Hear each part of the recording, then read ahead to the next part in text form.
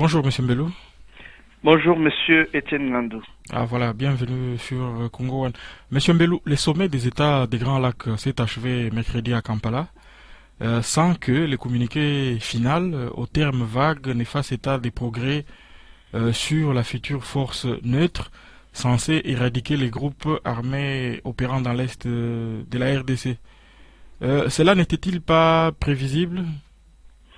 Tout à fait, c'était plus que prévisible quand vous essayez d'examiner l'identité des chefs d'État des pays qui ont participé à ce sommet-là. Vous vous dites qu'ils ne pouvaient en sortir rien de bon. Comment voulez-vous que le M23, étant identifié comme une rébellion soutenue par le Rwanda et l'Ouganda, on puisse recourir au chef de l'État de l'Ouganda et du Rwanda comme partie prenante dans la recherche de la solution à la guerre ou disons au gangstérisme économique entretenu par le Rwanda et l'Ouganda chez nous. C'est ainsi que j'ai publié un papier intitulé Kampala, une régression par rapport au dernier rapport des experts de l'ONU publié au mois de juin avec ses annexes. Cette rencontre-là a été une régression et nous allons peut-être y revenir. Vous n'avez qu'à voir les photos qui ont circulé sur le net pour vous en convaincre. Ils sont là au salon, Kagame, Museveni, Kabila, en train de rigoler. Ils se moquent de nous. Il y a je ne sais qui voudrait nous convaincre que ça ne signifie absolument rien. On peut se rencontrer, rigoler, mais en dehors de ça, il y a des messages forts qu'on passe. Moi, je dis, c'est une façon de se moquer de Congolais. Ces trois-là, ce sont des complices dans la misère que notre pays est en train de connaître. Et il faudrait chercher comment déployer tous les moyens possibles et imaginables pour les mettre hors d'état d'agir. Mais n'est pas associé le Rwanda et l'Ouganda à la recherche d'une solution à ces problèmes, n'est-ce pas irréaliste? Ce n'est pas irréaliste parce que quand nous parlons du Rwanda et de l'Ouganda, nous nous limitons pas tout simplement, nous nous limitons ici à Paul Kagame et à Yoweri Museveni, mais qu'il y ait d'autres Rwandais vers qui on pourrait aller pour rechercher une solution commune, cela peut être envisageable parce que dans le cas présent, Paul Kagame et Yoweri Museveni font partie du problème si nous y ajoutons leur cheval de Troie qui est à Kinshasa. Alors c'est la raison pour laquelle je pense qu'on peut aussi aborder la question. J'ai félicité le geste que le groupe de Rwandais et de Congolais vont poser d'ici là en allant déposer ensemble une plainte contre Paul Kagame à la Cour pénale internationale. Il a été décidé à Kampala de la mise sur pied d'un comité qui devrait arrêter des sanctions urgentes à mener pour faire cesser les combats dans la partie orientale de la RDC. Et les participants au sommet de Kampala n'ont pas exclu la possibilité de sanctionner tous ceux qui obscurcissent les processus de sécurité dans l'est de la RDC. Je cite les termes qui ont été employés là-bas. Est-ce que vous y croyez vraiment? Non, monsieur Étienne Nandou, du moment que nous avons des rapports des experts de l'ONU qui établissent noir sur blanc que c'est le Rwanda de Paul Kagame qui est en train de déstabiliser la province orientale de notre pays pour pouvoir en tirer des bénéfices du point de vue de l'exploitation de nos matières premières du sol et du sous-sol. Nous devons éviter de tourner autour du pot. La personne a été désignée avec, elle travaille avec l'Ouganda. Ce sont ces personnes-là qui doivent être coincées dans leur rôle pour qu'ils arrêtent de déstabiliser. Est-ce que vous vous rendez compte que depuis le moment où certains pays occidentaux ont accepté de poser un geste symbolique en rompant ou en interrompant leur aide au Rwanda, il y a eu un semblant d'accalmie. C'est-à-dire que c'est le Rwanda, avec son cheval de Troie qui est à Kinshasa, qui orchestre tout ce gangstérisme économique. Donc, arrêtons de tourner autour du pot.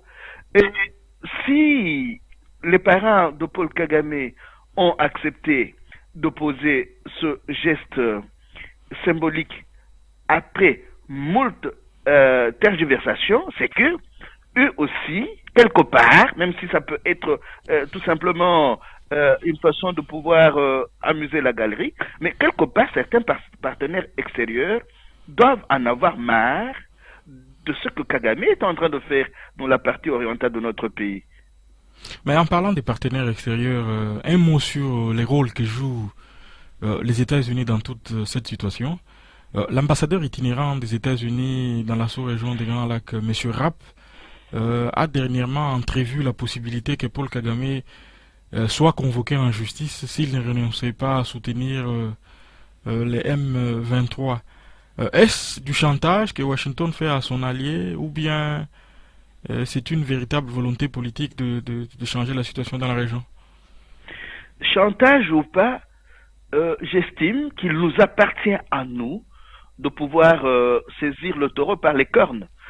Du moment, regardez, monsieur Étienne Ngandou, malgré les différents rapports qui ont précédé le dernier rapport des experts de l'ONU, ce pays-là a poursuivi sa coopération avec le Rwanda. Et même maintenant, en posant le petit geste symbolique de la rupture de l'aide de 200 000 dollars, les États-Unis continuent à travailler sérieusement avec le Rwanda et avec l'armée rwandaise. Il y a une partie de l'Africom qui coopère au quotidien avec l'armée rwandaise. Bon, les États-Unis prétendent que l'armée rwandaise et l'armée ougandaise sont indispensables à la stabilité dans la partie orientale de l'Afrique. Mais que signifie cette stabilité?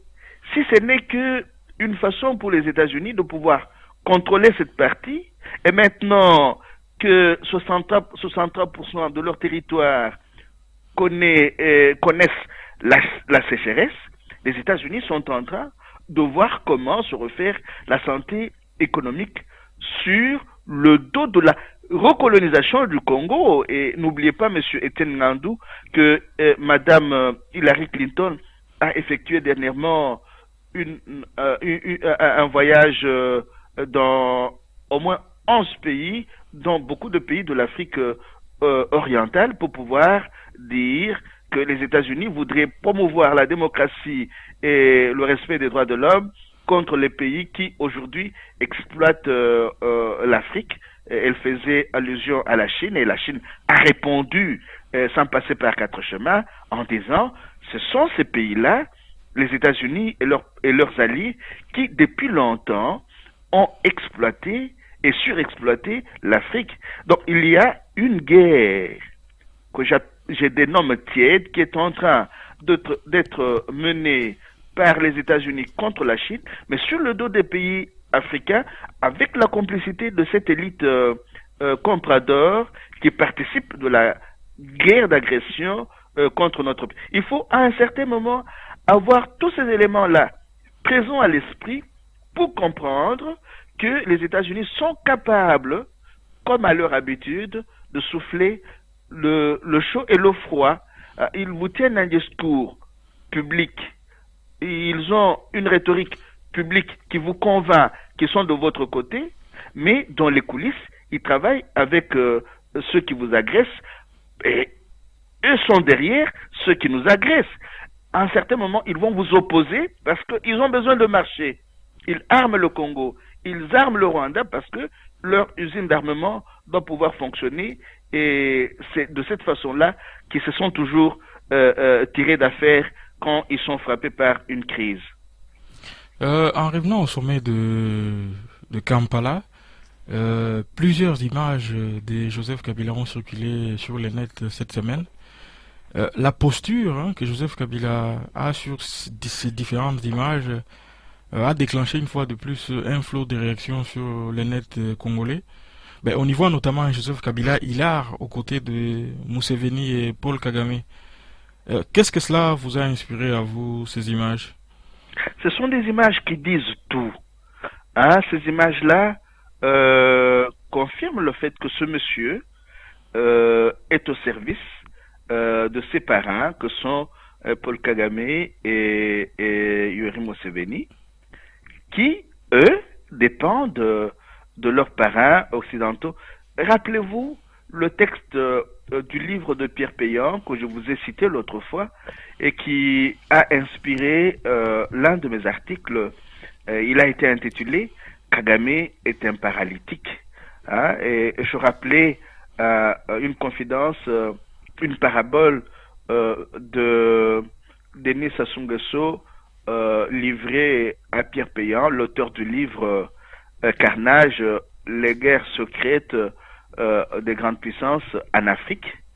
Monsieur Sassou disait ceci à Pierre Péan: si, je vais paraphraser, si vous voyez un paralytique en dessous d'un manguier en train de s'amuser avec avec des feuilles vertes, dites-vous qu'il y a quelqu'un au-dessus de l'arbre qui les lui jette, sinon il s'amuserait avec des feuilles mortes. Alors, il donnait un conseil à Paris, Denis Sassou Nguesso donnait un conseil à Paris. Paris n'a qu'à demander aux parents de Kagame de pouvoir l'inviter à se calmer. Et il citait les parents. Et dans le même texte, il dit que le monsieur qui est à la tête de notre pays est au service, est le cheval de Troie de Paul Kagame.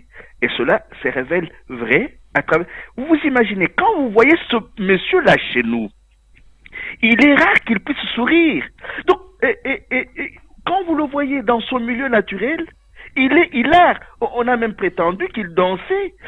Vous voyez comment il peut orchestrer la violence contre nous. C'est ce même monsieur qui met Jomin Dongala en prison, mais qui va danser avec les bourreaux de notre peuple. Tu vois ce que ça... Comment on peut humilier un peuple jusqu'à un niveau inimaginable. Et il retourne chez nous comme si de rien n'était. Et on va examiner pendant longtemps ces images chez nous, à moins qu'il change. Mais vous le verrez jamais souriant. Mais c'est quand il est à côté de ses parents qu'il est hilar, souriant, il s'amuse avec sa cravate, il rigole. Et après, il retourne chez nous pour pouvoir mettre les nôtres en prison. C'est cette violence-là qu'il exerce sur nous, c'est contre cette violence-là que nous devrions être capables de pouvoir nous lever, tous les Congolais, comme un seul homme. Mais la dernière fois, vous nous avez dit que beaucoup de Congolais perdent leur temps à vouloir démontrer que Joseph Kabila, c'était un mauvais chef de l'État, mais il est dans son rôle à lui installé de ce que vous appelez cheval de Troie. C'est bien cela? Oui, oui, c'est ça. C'est-à-dire, ce rôle qu'il joue handicape la marche du pays. C'est là qu'il est dangereux. Donc si nous l'appréhendons dans le rôle qu'il joue, nous allons nous rendre compte qu'il handicape les avancées de notre pays et que c'est un élément à mettre hors d'état et d'agir. Très bien. Dans votre dernier texte, vous parlez d'un groupe des Rwandais et Congolais qui vont déposer bientôt une plainte à la CPI contre Paul Kagame. Qu'en est-il au juste? Il y a effectivement un groupe de Congolais et de Rwandais qui a rédigé un texte que nous avons lu au début de cette semaine, et même déjà la semaine dernière, sur Internet. Et l'avantage qu'on a à voir ce groupe-là, c'est que il y a dedans un monsieur qui a travaillé comme secrétaire général du Front patriotique rwandais, un monsieur qui a été l'ambassadeur du Rwanda aux États-Unis, un monsieur qui a été proche est très proche de Paul Kagame, le docteur Théogène Rudasingwa. Et il vous souvient que le 1er octobre 2011, ce monsieur a publié un texte très important, et le texte avait été intitulé La vérité enfin. Et dans ce texte, il disait comment le FPR, pendant très longtemps, avait vendu des mensonges au monde. Et ce monsieur est impliqué dans le projet actuel de pouvoir traduire Paul Kagame en justice à la Cour pénale internationale de La Haye. Et avec le groupe de Congolais associés à ce projet-là, ils partent des derniers rapports des experts de l'ONU, le rapport Mapping de 2010 et le dernier rapport des experts de l'ONU de 2012, de juin 2012. Ils ont là un dossier béton qui pourrait, ne fût-ce que symboliquement, pourquoi est-ce que dans mon texte j'ai dit que le geste qu'ils vont poser est un geste hautement symbolique. Nous n'allons pas nous attendre à des miracles. Je vous rappelle toujours le titre d'un livre très important que beaucoup de compatriotes devraient lire pour comprendre ce qui se passe chez nous. C'est le livre de Florence Hartmann, Paix et châtiment, les guerres secrètes de la politique et de la justice internationale. Alors, toutes ces guerres qui sont en train de se passer en Afrique, ce sont aussi des guerres secrètes de la justice et de la politique et de la justice internationale. Il n'y aura peut-être pas de miracle à attendre de la Cour pénale internationale de La Haye. Mais ce geste est symboliquement signifiant dans la mesure où il nous révèle qu'il y a des Congolais, qu'il y a des Rwandais qui ont compris que la guérison spirituelle de la sous-région des Grands Lacs passe par la mise au banc des accusés du bourreau de cette sous-région. Et j'ai parlé de M. Paul Kagame. Bon, quand on parle de Paul Kagame, il y a toujours ses parents derrière. Mais quelles sont les chances pour une telle démarche d'aboutir, sachant que les Rwandais ne reconnaissent par exemple pas la CPI? Mais nous, c'est là que la démarche est importante. Le Rwanda ne reconnaît pas la CPI, il n'est pas signataire au statut de Rome instituant la Cour pénale internationale, mais les crimes qui sont dénoncés dans les deux rapports sont des crimes qui ont été commis chez nous, au Congo, et le Congo est signataire au statut instituant la Cour pénale internationale. Ce geste-là aurait pu être posé par le gouvernement congolais si c'était un gouvernement au service de nos populations. Avec tout ce qu'on a comme preuve, si nous avions un gouvernement qui est au service de nos populations, il aurait traduit le Rwanda à la Cour pénale internationale de justice et à la Cour pénale internationale de justice, et même ils auraient pu, ces gouvernants auraient pu reconduire la plainte qui avait déjà été déposée sous Laurent Désiré Kabila à la Cour internationale de justice contre le Rwanda. Mais au lieu de cela, ce monsieur dont nous avons parlé se contente d'aller rigoler avec les bourreaux de notre peuple à Kampala. À Kinshasa, une structure dénommée Groupe Consultatif National a été mise en place. Il s'agit d'une structure informelle composée de 80 personnalités politiques, majorité et opposition, pour examiner en profondeur la situation qui prévaut dans l'est du pays. Ce genre d'initiative n'est-elle pas de nature à discréditer davantage les parlements de Kinshasa et les confiner dans son rôle de caisse de résonance du pouvoir en place?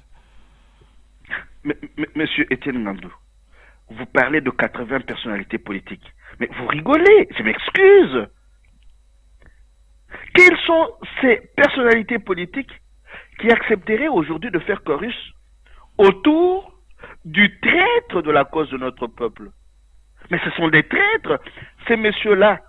Peut-être que nous ne verrons pas leur procès, mais un procès même posthume pourra être intenté contre ces messieurs-là qui sont en train de redonner une légitimité que ce monsieur-là n'a pas pu avoir aux élections. Ils sont en train de chercher à le confirmer comme président du Congo, alors que ce monsieur-là est un fraudeur, est un tricheur.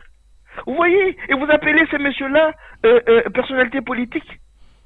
Bon, Monsieur Étienne Ngandou. c'est Radio Okapi qui l'a dit en tout cas. Oui, Et... je m'excuse, je m'excuse, vous comprenez peut-être mon énervement, mais on ne peut pas appeler des messieurs et des dames qui cherchent à redonner à monsieur Kabila une légitimité qu'il n'a pas eue à l'issue des élections de novembre et décembre 2011.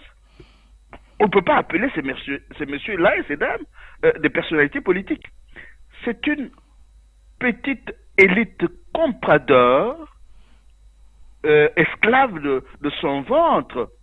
Mais le fait que les parlements continuent à refuser de se saisir de cette question, c'est tout de même bon, c'est étonnant. Le Parlement ne veut pas se saisir de la question et on crée un groupe consultatif informel. Monsieur Étienne Ngandou, vous parlez de quel Parlement? Il n'y a pas de Parlement au Congo. Ce sont des aventuriers. Alors, vous répondez vous-même à la question que vous m'avez posée. Ces aventuriers qui sont allés au Parlement se sont rendus compte qu'ils ne jouissent d'aucune légitimité. Alors, ils sont en train, avec leur chef, le chef de l'illégitimité et de l'illégalité, parce que n'oublions pas que ce monsieur, pour avoir trahi la Constitution sur laquelle il a juré en 2006, il est devenu et illégitime et illégal.